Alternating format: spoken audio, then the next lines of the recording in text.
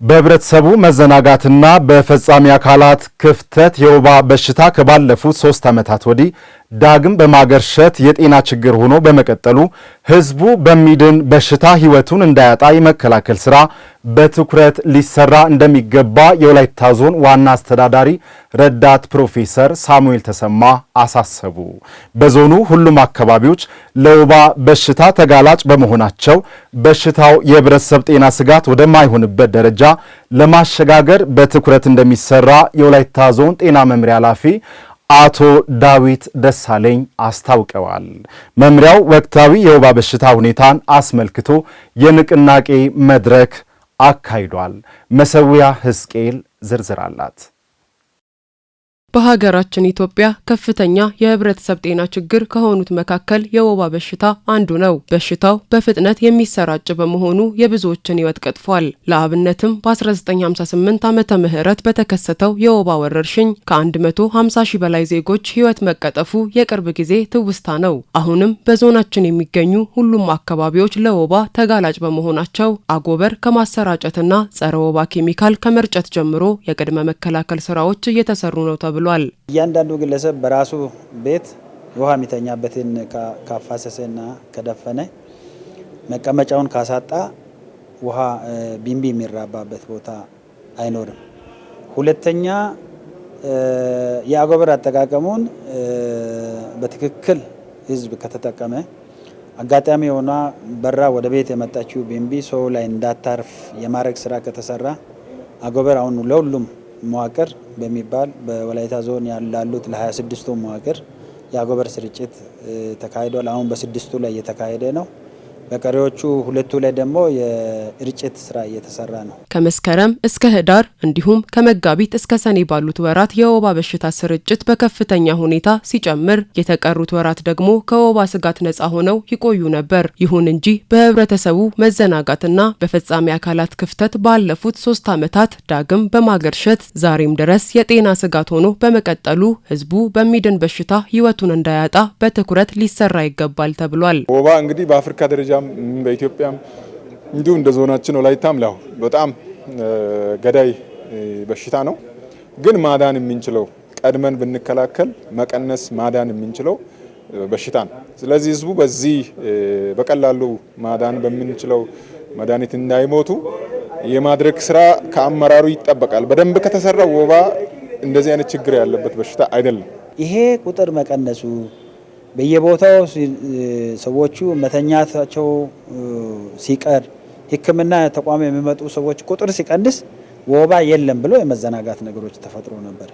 ስለዚህ ይሄ ተገቢ አይደለም። ከዚህ በተጨማሪም የጤና ተቋማት አቅምን ለማጎልበትና የመድኃኒት አቅርቦት ችግሮችን ለመቅረፍ በርካታ ስራዎች ሲሰሩ ቆይተዋል። ወደፊትም ተጠናክረው ይቀጥላሉ ተብሏል። የጤና ተቋማትን ከማጠናከር አንጻር በዚህ ዓመት በጣም በርካታ ስራዎችን ሰርተናል። ወደ 18 የሚሆኑ የህዝብ መድኃኒት ቤቶችን ገንብተን መድኃኒት አስገብተን በቅርቡ መድኃኒት ህዝቡ እንዲያገኝ የማድረግ ስራ ሰርተናል። ከዛ በተጨማሪ ጤና ጣቢያዎችን አቅም የመገንባት በመድኃኒት በሰው ኃይል የማሟላት ስራዎችን ሰርተናል። ሁለቱን የዞናችን ውስጥ የሚገኙ የበሌና የጠበላ ሆስፒታሎችን ወደ ጀነራል ሆስፒታልነት አሳድገናል። እነዚህ ሲያድጉ አገልግሎት አሰጣጣቸውን በዛው ልክ ከፍ ስለሚል እነዚህ ብቻ ሳይሆን አዳዲስ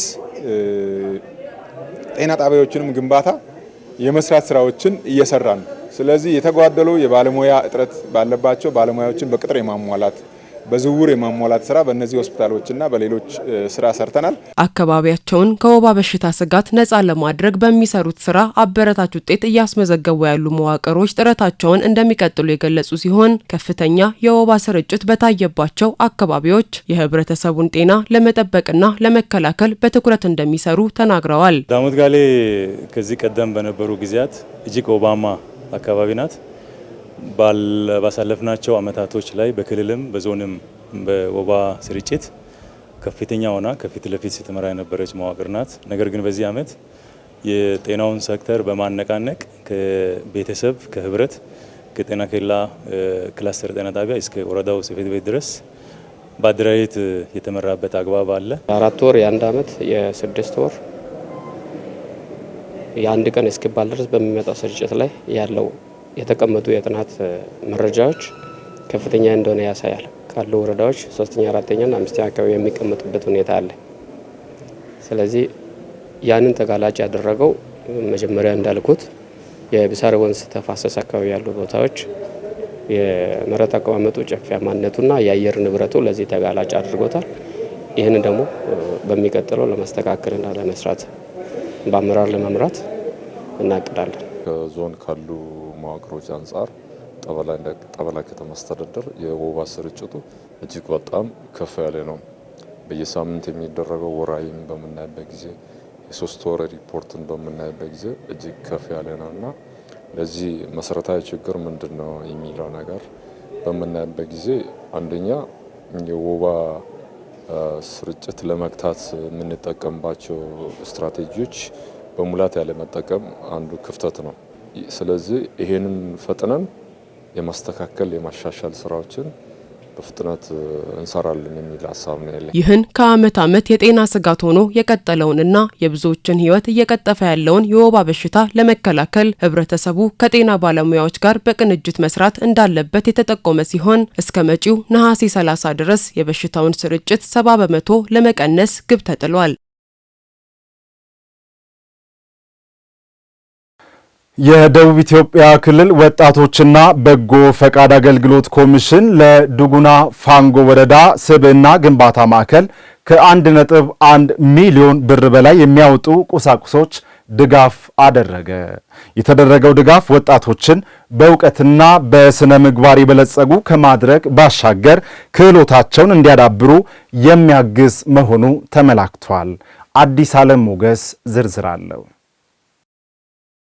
በደቡብ ኢትዮጵያ ክልል ከ537 በላይ የወጣቶች ስብዕና ግንባታ ማዕከላት ይገኛሉ። ከእነዚህ መካከል በቅርቡ ግንባታው ተጠናቆ የተመረቀው በወላይታ ዞን ዱጉና ፋንጎ ወረዳ የሚገኘው የወጣቶች ስብዕና ማዕከል አንዱ ነው። ማዕከሉ በተጠናከረ ሁኔታ አገልግሎት እንዲሰጥ እንዲሁም ወጣቶች በበጎ ፈቃድ አገልግሎትና በክህሎት ልማት ላይ ያላቸውን ተሳትፎ ለማሳደግ የክልሉ መንግስት የቁሳቁስ ድጋፍ ማድረጉን የደቡብ ኢትዮጵያ ክልል ወጣቶችና በጎ ፈቃድ ኮሚሽን ኮሚሽነር አቶ ማርቆስ ማቴዎስ ተናግረዋል። የተደረገው ድጋፍ በገንዘብ ሲተመን ከ1.1 ሚሊዮን ብር በላይ መሆኑንም ኮሚሽነሩ ጠቁመዋል።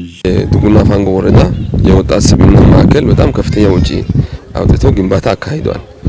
ስለዚህ ይሄ የሚያሳየው የመንግስት ለወጣቶች ምን ያክል ትኩረት እንደሚሰጥ የሚያሳይ ነውና ቁሳቁሱ በአይነት የተገዛው ወደ ገንዘብ ሲቀየር ወደ 1.1 ሚሊዮን አካባቢ ነው የሚደርሰው። ይሄ የመጀመሪያ ዙር ድጋፍ ነው። የወላይታ ዞን ወጣቶችና በጎ ፈቃድ አገልግሎት ኃላፊ አቶ ታምራት ከበደ በበኩላቸው ማዕከሉ በቅርቡ የተመረቀ በመሆኑ በሙሉ አቅሙ አገልግሎት እንዲጀምር መሰል ድጋፎች ትልቅ አቅም እንደሚፈጥሩ ገልጸዋል። የተደረጉ ድጋፎች ያለምንም ብክነት በቀጥታ ወጣቱን እንዲጠቅሙ ለማድረግ ጥብቅ ክትትል እንደሚደረግም አረጋግጠዋል።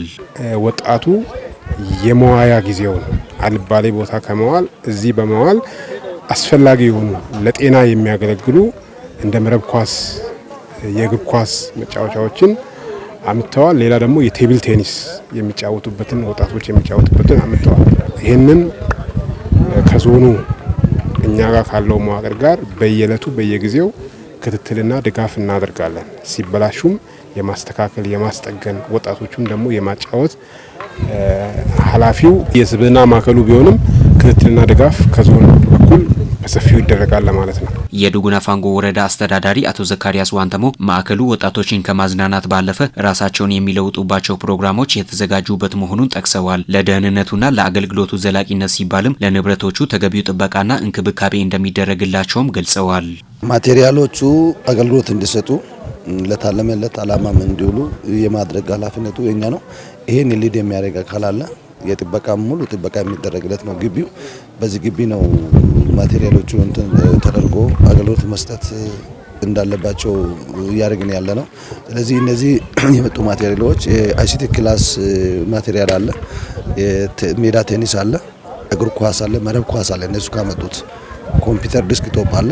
እነዚህን ማቴሪያሎችን ወደ ስራ ለማስገባት ከኛ በተደራጀ አግባብ ስራ የገቡም እየሰራ ያለ ነው። አሁን ፑል ቤቱ ስራ እየሰራ ነው ያለው። ይሄ ሜዳ ቴኒሱ አሁን እነሱ ያመጡት ተጨማሪ ነው ስራም እየሰራበት ነው ያለው። የወረዳው የብልጽግና ፓርቲ ወጣቶች ክንፍ ጽህፈት ቤት ኃላፊ አቶ በሸት ዳዊት በበኩላቸው ዜጋ ተኮር ተግባራትን ለማጠናከርና በወረዳው የሚገኙ ወጣቶች በእውቀትና ስነ ምግባር የበለጸጉ እንዲሆኑ የማዕከሉ በሙሉ አቅም ስራ መጀመር ወሳኝ መሆኑን አብራርተዋል። በተደረገልን ድጋፍ መሰረት እኛም የወጣቱን ስብዕና እንደ ወረዳው ወጣት ክንፍ ኃላፊ እንደመሆናችን በአግባቡ ወጣቱ አልባሌ ቦታ ከመዋል እዚህ ቦታ ውሎ ቀጣይ አገር ተረካቢ ጤናማ ወጣት እንድፈራ እኛም የበኩላችንን እንወጣለን። የማዕከሉ ተጠቃሚ ወጣቶች በሰጡት አስተያየት አልባሌ ቦታ ከመዋልና ጊዜን በከንቱ ከማሳለፍ ይልቅ በማዕከሉ ውስጥ ጊዜያቸውን ጠቃሚ በሆኑ ተግባራት ላይ ለማዋል የሚያስችል ምቹ ሁኔታ በመፈጠሩ የተሰማቸውን ደስታ ገልጸዋል። ይሄ መሰረት ድንጋይ በተጣለበት ጊዜ ይሄ ነገር ይሰራል ብለን አላሰብንም ነበር፣ ግን በጣም ደስ ብሎናል። እየተዘናናን ነው፣ ደስ ብሎናል። ከዚህ በፊት እንደዚህ አይነት ነገር የለም። ይሄ ከተገነባ በኋላ ያው በጣም ተዘናንተናል። ፉል አለ፣ ጆቶኒ አለ፣ የተለያየ ነገር አለ። ከዛ እርካታ በጣም አግኝተናል። ከበፊቱ የዛሬው ይሻላል። የክልሉ መንግስት በዞኑ መሰል ልማትና የቁሳቁስ ድጋፎችን አጠናክሮ እንደሚያስቀጥል ተመላክቷል። ዜናዎች እንደቀጠሉ ናቸው። አብሮነታችሁ አይለየን። በዳሞት ወይዴ ወረዳ ሳኬ ማዘጋጃ አዲስ ገበያ መመስረቱ የረጅም ጊዜ ጥያቄን ከመመለስ ባሻገር የምርት ብክነት ሳይኖር በአቅራቢያ በመሸጥ ተጠቃሚ እንዲሆን የሚያስችል መሆኑን ያነጋገርናቸው ሸማቾችና ነጋዴዎች ተናገሩ። አዲሱ ገበያ የአካባቢውን አርሶ አደሮች ያመረቱትን ምርት በሚገባ ዋጋ በመሸጥ ተጠቃሚ ከማድረግ ባሻገር የወረዳውን የገቢ አቅም የሚያሳድግ ነው ያሉት ደግሞ የወረዳው ዋና አስተዳዳሪ አቶ ተክሌ ቶማ ናቸው። በዳሞት ወይዴ ወረዳ ሳኬ ማዘጋጃ ከተማ በአርብ ዕለት ሙሉ ቀን የሚቆም ገበያ በይፋ ተጀምሯል። ለሰይፉ ሳሙኤል ዘገባ እድገት እስራኤል።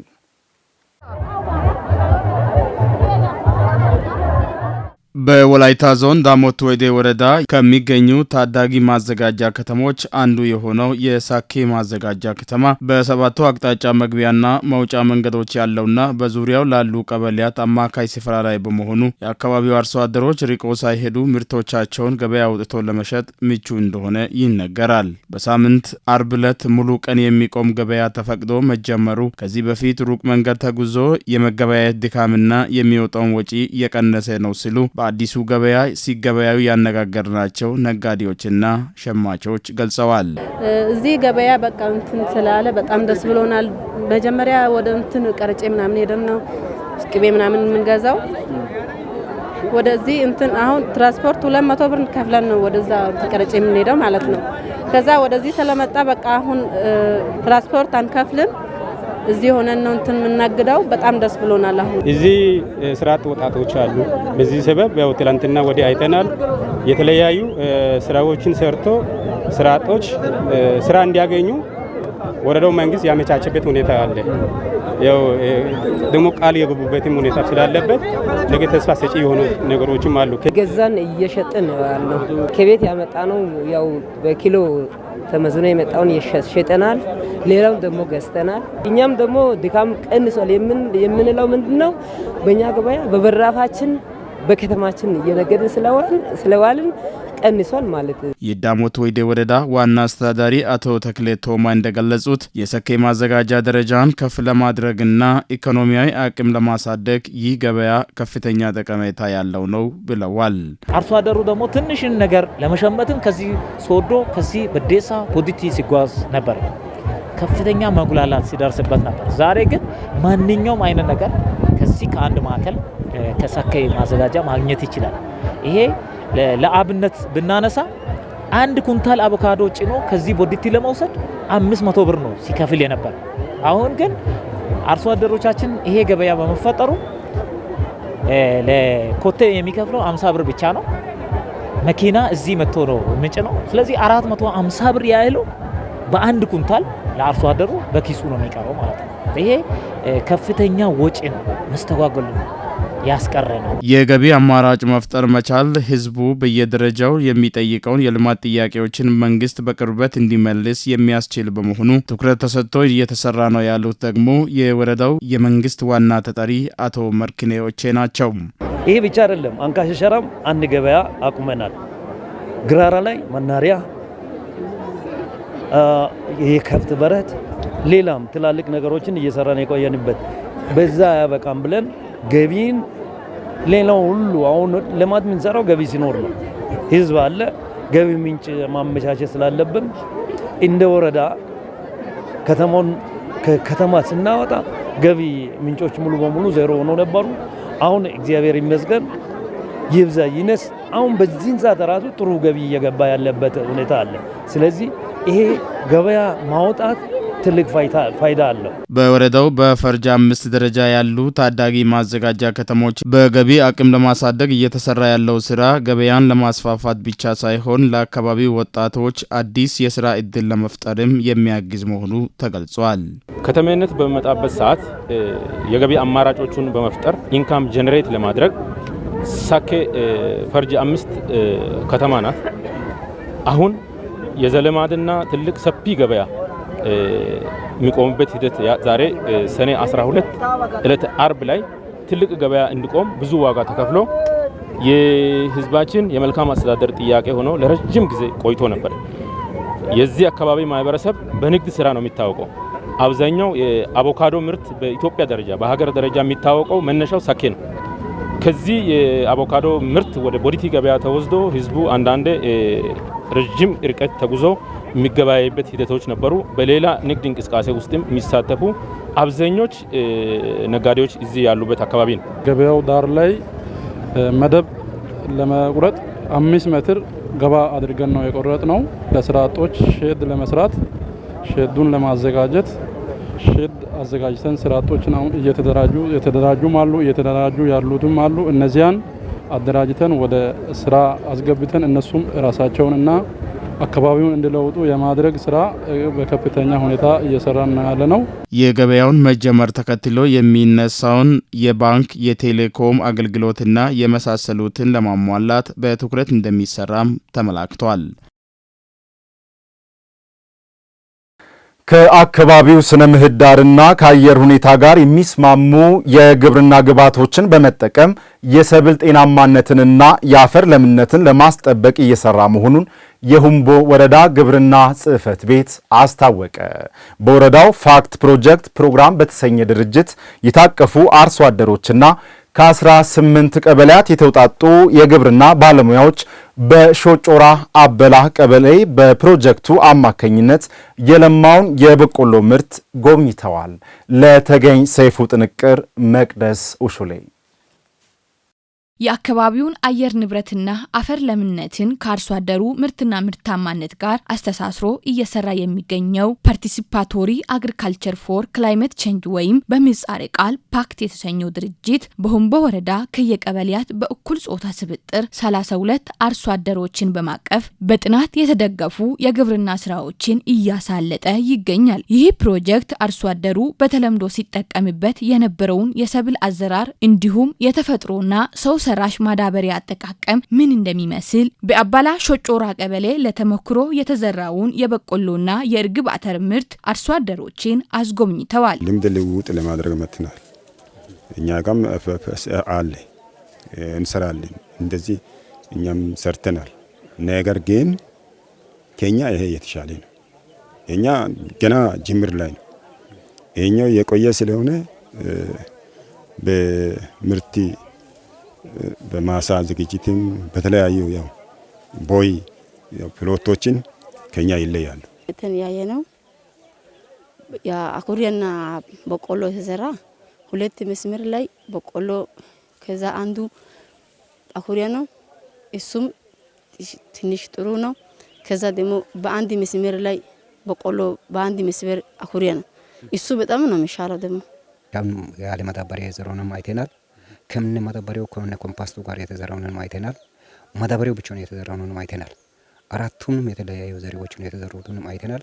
አሁን የተሻለ ነው እኛ ብለን የወሰደነው ከማዳበሪያና ከኮምፖስት ጋር በአንድ ላይ ተቀላቅለን የተዘራው ዘር የተሻለ መሆኑን ተረድተናል። የአርሶ አደሮች መስክ ትምህርት ተብሎ በተሰየመው በዚህ መስክ ምልከታ 4 የተለያዩ የማዳበሪያ አጠቃቀም የተስተዋለ ሲሆን በኮምፖስትና በሰው ሰራሽ ማዳበሪያ ተቀላቅሎ የተዘራው ምርት የተሻለ አቋም እንዳለውና በቀጣይ በየአካባቢው ለማስፋት ምርጥ ተሞክሮ ያካፈለ እንደሆነ አርሶ አደሩና የግብርና ባለሙያዎች ተናግረዋል።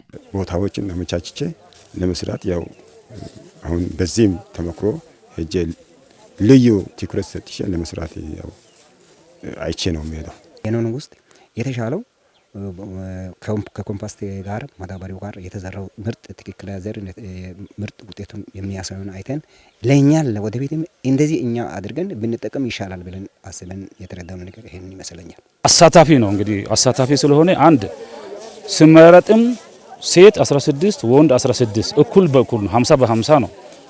በእርግጥ ይሄ ፋክት ፕሮግራም ነው ይሄን እንትን አሰራሩን ያመጣው።